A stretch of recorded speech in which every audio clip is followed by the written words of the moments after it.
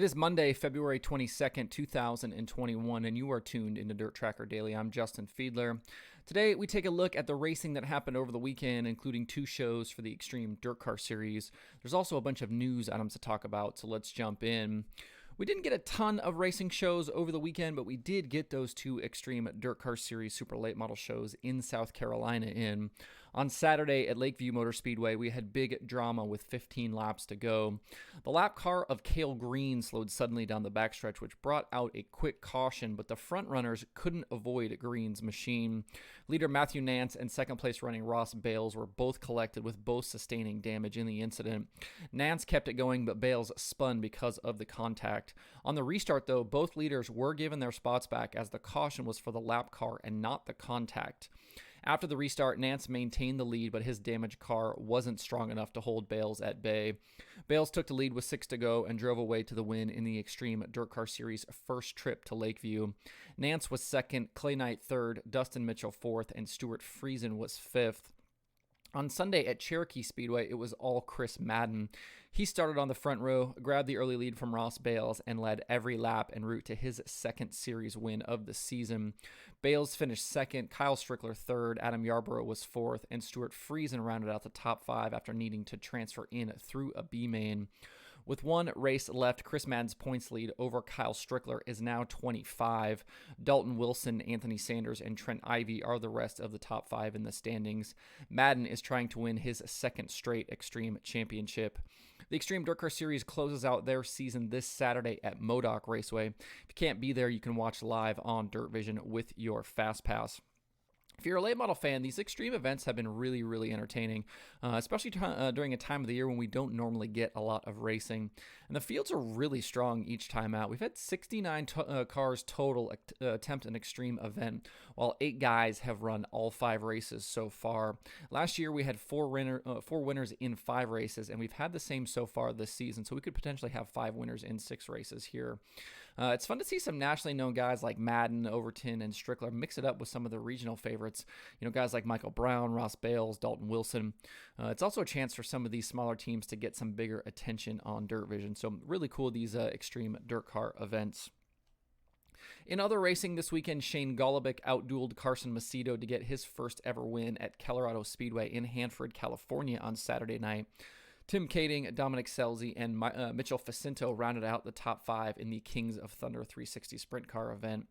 In USCS action, Tim Schaefer and Mark Smith split the weekend at Southern Raceway in Florida. Josh Shipley won with the ASCS Desert Sprint Car Series. Jock Goodyear grabbed a 410 win at Toowoomba, and Justin Sanders picked up an ASCS Southwest win at Central Arizona Speedway.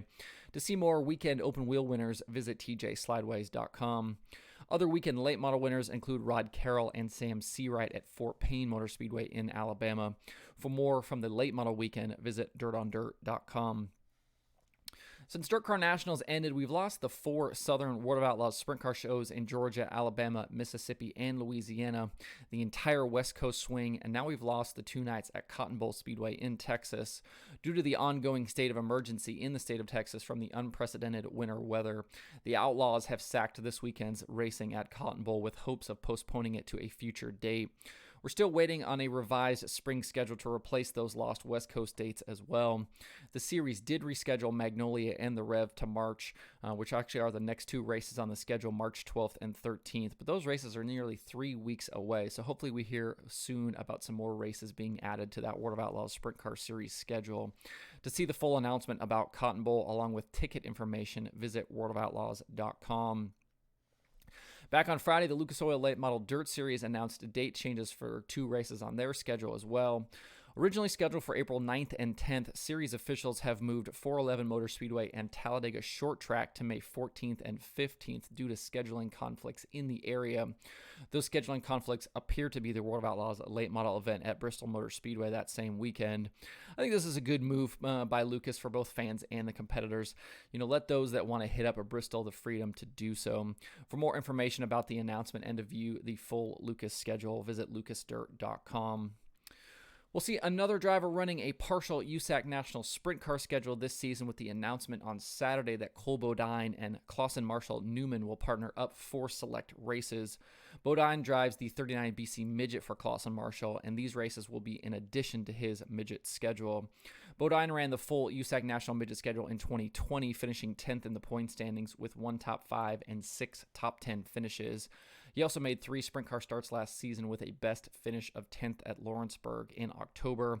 He also competed in the opening sprint car weekend at Bubba Raceway Park about 10 days ago, but that was with a different team. He finished 15th in a B on night 1 and 22nd in the feature on night 2. Clausen Marshall will not be competing for any USAC championship this season as the organization focuses on Tyler Courtney's rookie campaign with the All-Star Circuit of Champions, but they will field sprint cars and midgets at many of the Indiana and bigger USAC shows. For more, visit ClausenMarshallRacing.com. We talked last week on the show about Jeremy Elliott's foray into streaming with the creation of SprintCarUnlimited.tv. We even had a new Conversations episode with him as well. Since then, he's released several of the tracks and events they will offer on the pay-per-view service this year. Between Trailway Speedway, Baps Motor Speedway, and Selinsgrove Speedway, the new service, which is a partnership with DIRTRACK Digest TV, will show 29 races, including several big events and many divisions. There are 410 sprint car shows, late model races, a Dirt Classic qualifier, URC events, and more on the slate. Unlike many of the bigger streaming platforms that have switched to a yearly or monthly subscription model, Jeremy and DIRTRACK Digest Mike Mallett are offering these events on the more traditional pay-per-view basis. They say this works better for them and their track partners. To see more details on the schedule of events, visit SprintCarUnlimited.com or SprintCarUnlimited.tv. Stay tuned today because I'll be dropping a new Dirt Tracker Conversations episode later. Late last week, I had about an hour-long chat with the new voice of USAC on Flow Racing, Tony Laporta. I think a lot of folks, including myself, were a little surprised to tune into the first USAC broadcast of the season and hear a voice we weren't expecting.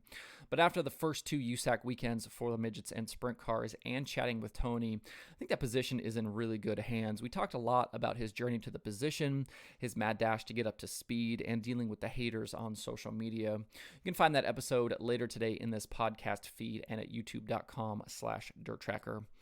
There's nothing on the streaming schedule today except Flow 24/7 over at Flow Racing. To see the full daily streaming schedule with links to watch, visit DIRTRACKR.com/watch tonight. Before we close out, I just want to say a big congratulations to Christopher Bell on his big NASCAR Cup win yesterday at Daytona. From humble beginnings in Oklahoma, Bell has won in sprint cars, midgets, and at the top 3 levels of NASCAR. He's got 3 Golden Drillers, World of Outlaws wins, and will be a serious threat in the years to come to win a Cup championship. And he did it completely on his own merit and talent. It's great to see these younger generation of drivers be successful on the national stages and yet still return to the short tracks in their free time. It's important to keep that connection between the two. That's it for the show today. Hope everybody has a good Monday. You can find DIRTRACKR Daily on Apple Podcasts, Spotify, Stitcher, or where you get podcasts. Please subscribe and leave a review. That helps out the show. You can also watch the show every day on YouTube and Facebook. You can email the show at info@dirtracker.com. I do check those every single day. You can follow DIRTRACKR on Twitter, Instagram, Facebook, and TikTok at DIRTRACKR. You can check out the website for all kinds of cool dirt racing stuff by visiting DIRTRACKR.com. If you'd like to get email updates from DIRTRACKR, you can sign up at DIRTRACKR.com/newsletter.